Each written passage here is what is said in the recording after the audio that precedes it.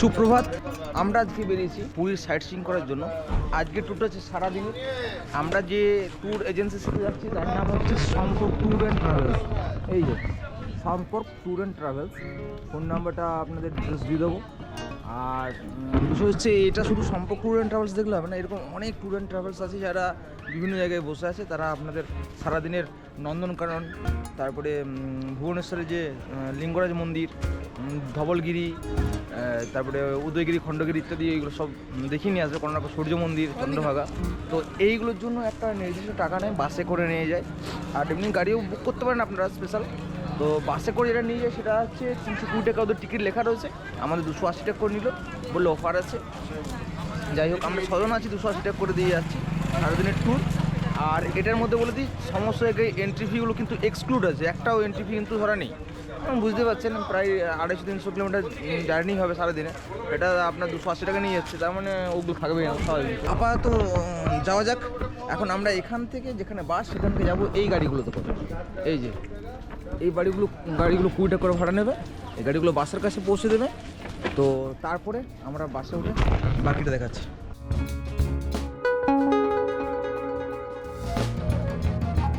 আপনারা 3 জনে যে সাহস করে বেরিয়েছেন এটা কম কিন্তু নয়। ওরে বাবা, সবাই আমাকে ধন্যবাদ দিচ্ছে সাহসে। একবার আগে বাড়ি পর্যন্ত নিয়ে পৌঁছাই, তারপরে শান্তি। একবার দুগ্গা করে বেরিয়ে পড়লে না, তাহলে কিন্তু আর কোনো না। আমি দেখেছি জানলে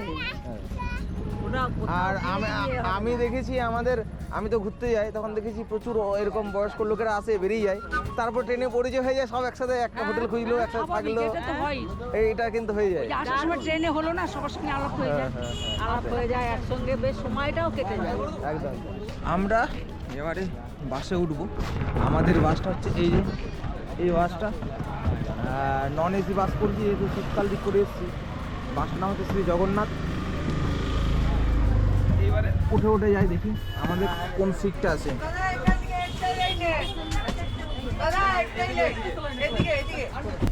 जगन्नाथ स्वामी की, भ्राता बलभद्र की, मैया सुभद्रा की। अभी ये जो सफर है हमारा पूरा 12 घंटे का सफर है। 12 घंटे का सफर में आप क्या क्या देखेंगे, किधर किधर चलेंगे, आप लोगों ने जहाँ से टिकट बुक कराए थे उन्होंने थोड़ा बहुत आपको बताया होगा, ठीक है। फिर भी एक बार मैं बता देता हूँ आपको। हमारा पहला स्पॉट आएगा गोल्डन सी बीच, चंद्रभागा। फिर वहां से चलेंगे 5 मिनट का दूरी है वर्ल्ड फेमस सूर्य मंदिर कोणार्क। कोणार्क का बाद हम लोग सीधा निकल पड़ेंगे उड़ीसा का राजधानी भुवनेश्वर के लिए। भुवनेश्वर का पहला स्पॉट आएगा हमारा लिंगराज मंदिर। फिर वहां से चलेंगे खंडगिरी, उदयगिरी, फिर लास्ट में नंदन कानन जो कि चिड़ियाघर। इतना जो जगह है, इतना अगर आप लोग इंडिविजुअली घूमने निकलेंगे अलग अलग होके, तो आपको कम से कम 2 से 2.5 दिन लगेगा। और ये 2-2.5 दिन का जो सफर है उसको हम लोगों ने 12 घंटे में पूरा करेंगे। कोई मैजिक तो नहीं होने वाला है, इसीलिए बोल रहा हूँ आज का जो दिन है आप लोगों का बहुत भाग दौड़ वाला रहने वाला है। इतना भागेंगे, शाम को जब आएंगे आप लोग गाड़ी में, आधा से ज्यादा लोग गाड़ी में ही सो जाएंगे। और मेरा नाम है नीलकंठ, मैं आप लोगों का टूरिस्ट गाइड हूँ। पूरा दिन आप लोगों का साथ में रहूंगा। मेरा काम है आपका घूमने का जो काम है आपका, उसमें आपका सहायता करना। আজকে আমাদের প্রথম স্পট চন্দ্রভাগা। তো চন্দ্রভাগা পৌঁছে গেছি আমরা সবাই গাড়ি থেকে নামছি। এই যে সব একে একে আমাদের ড্রাইভার দা,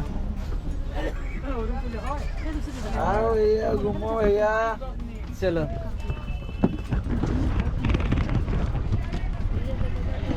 আর এটা হচ্ছে আমাদের বাসের নাম্বার। এই যে নাম্বার, এই নাম্বারটাকে আপনারা ছবি অবশ্যই তুলে রাখবেন, কারণ এই টাইপের একই কালারের বাস অনেক থাকবে, আপনারা নিজেদের বাসটা খুঁজে পাবেন না। আমাদের 7755। তো এরপরে রাস্তা ক্রস করে আমরা চলে যাচ্ছি চন্দ্রভাগা।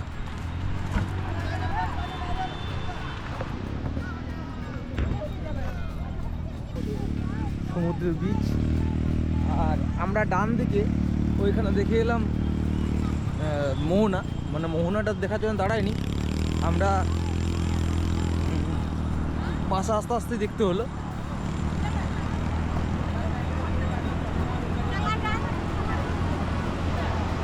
মানুষজন রয়েছে, ফটো তুলছে।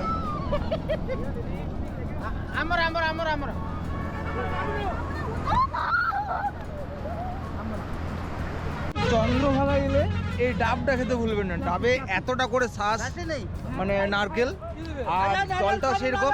বেশ বড় বড় সাইজের ডাব রয়েছে। এই সাইজের ডাবগুলো 60 টাকা করে পিস। কি দাদা, তাই তো? 60 টাকা করে পিস। এই যে সমুদ্রের তীরে বসে খেতে হেভি লাগছে। আমরা এখন আমাদের দ্বিতীয় স্পট যাচ্ছি কোনারক সূর্য মন্দির দেখার জন্য। আমাদের এই যে টিম সুভদ্রা সবাই আসছে পিছনে দল বেঁধে, আর সামনে আমাদের গাইড। আমাদের টিকিট কাটার কোনো প্রয়োজন নেই, গাইড আছে, সব কিছু ব্যবস্থা করবে, টাকা দিয়ে দিয়েছি। এটার জন্য আমাদের 180 টাকা করে লেগেছে পার হেড। আমাদের কোথাও কোনো টিকিট কাটতে হবে না, এবং এর সঙ্গে গাইড চার্জ ইনক্লুড আছে। মানে কোনারক সূর্য মন্দিরে একজন অন্য গাইড থাকবে, তার চার্জটা এর মধ্যে কিন্তু ইনক্লুড করা আছে। আমাদের বাস একটা নির্দিষ্ট হোটেলের সামনে দাঁড়িয়েছে।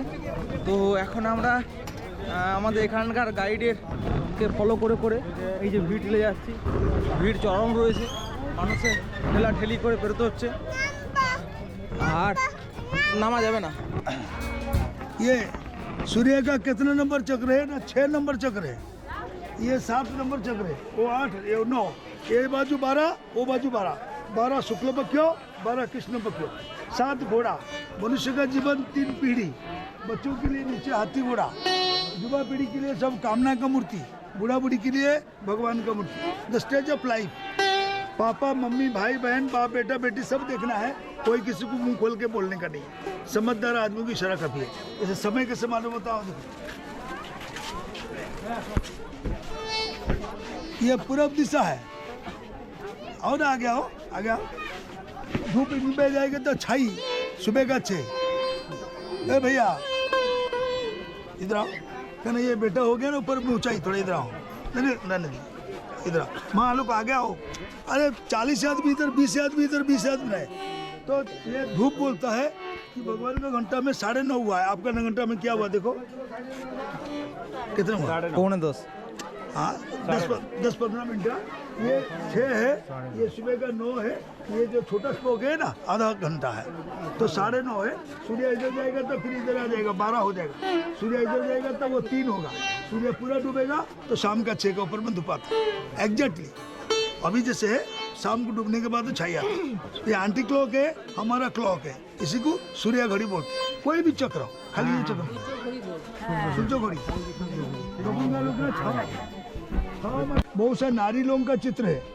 पहले जमाने में नारी लोगों को छोड़ के पुरुष लोग भागते। भगवान बोला नारी नहीं तो दुनिया नहीं है, इसलिए वो नारी लोगों को संसार का माया दिखाया। ये सब बीच में जितना है सब युवा पीढ़ी का है, বুঝলে মা? সব যুব অবস্থা হচ্ছে মধ্যখানে। আসলে এটি একটি সূর্য মন্দির।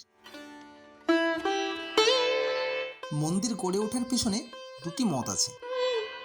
প্রথম মতে পূর্বগঙ্গ রাজবংশের নরসিংহদেব প্রথম বাংলা জয়ের স্মারক রূপে চন্দ্রভাগা নদীর তীরে প্রাচীন মিত্রাবনে অর্থাৎ আজকের কোনারকে এই মন্দির প্রতিষ্ঠা করেন। আবার দ্বিতীয় মত অনুসারে পুরাণ মতে শ্রীকৃষ্ণের পুত্র শাম্ব রূপে অত্যন্ত নয়ন ভোলানো ছিলেন, সব মহিলাদের নজর কাটতেন। শাম্ব একদিন নারদের ডাকে সাড়া দিতে ভুলে গেলে নারদের মনে প্রতিশোধ জাগে। একদিন কৃষ্ণ যখন গোপিনীদের সঙ্গে লীলায় ব্যস্ত ছিলেন, নারদের মন্ত্রণায় শাম্ব তখন সেখানে ঢুকে পড়ে। সেই সময় গোপিনীদের নজর পড়ে তার উপর। তখন কৃষ্ণ প্রচুর রেগে গিয়ে তাকে অভিশাপ দেন যেন তার রূপ হারিয়ে যায়।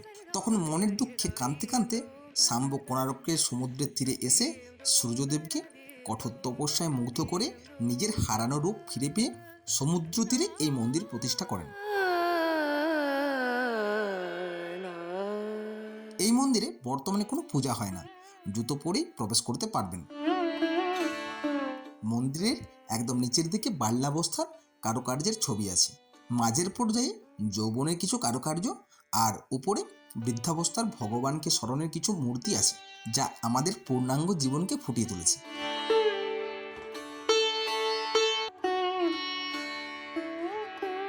এরপরে আমরা যাই ভুবনেশ্বরের লিঙ্গরাজ মন্দিরে।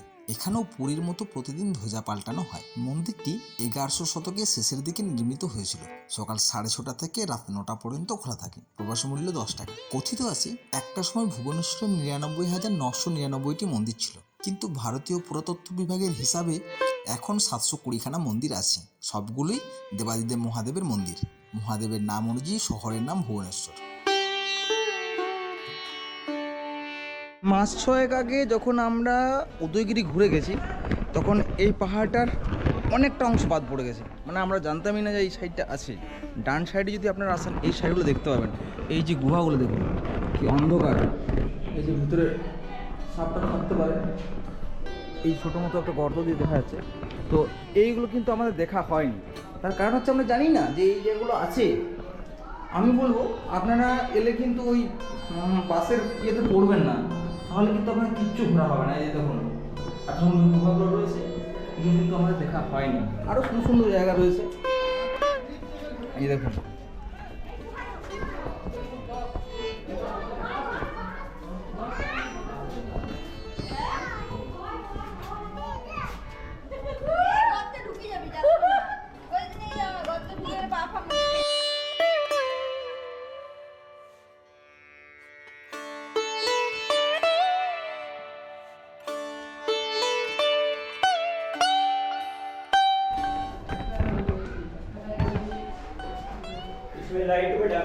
এই যে দেখুন, এই যে গর্তগুলো রয়েছে, এই গর্তগুলো দিয়ে পাহাড়ের উপর থেকে জলগুলো সব এই দিক দিয়ে বেরিয়ে যেত। প্রতিটাই কিন্তু সংযোগস্থল আছে। এই যে দেখুন, এই যে এইখান থেকে গর্ত চলে যাচ্ছে ওইদিকে। প্রতিটা গুহায় কিন্তু এইভাবে সিস্টেম করা আছে, যাতে জল বৃষ্টি হওয়ার পরে 8 ঘন্টার মধ্যে সব জল কিন্তু এখান থেকে সব বেরিয়ে যেত। ছোটবেলায় ইতিহাস বইতে পড়া হাতিগুম্ফা শিলালিপি এখানে দেখতে পাবেন, যাতে কলিঙ্গরাজ খারবেলের কথা বর্ণিত আছে। এই উদয়গিরির যে পাহাড়ের স্তূপে যে গুহাগুলো রয়েছে, প্রচুর গুহা রয়েছে। এই গুহাগুলো জৈন সাধুদের জন্য থাকার জন্য ব্যবস্থা করা হয়েছিল। তো এই যে গুহাগুলো সব রয়েছে, আর আরও ওইগুলোর দিকে রয়েছে সব ভগ্নস্তূপ। ওইদিকে শহরটা, আর এইদিকে ওই যে খণ্ডগিরি।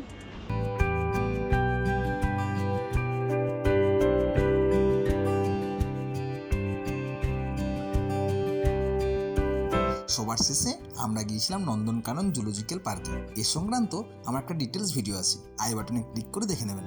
ধন্যবাদ।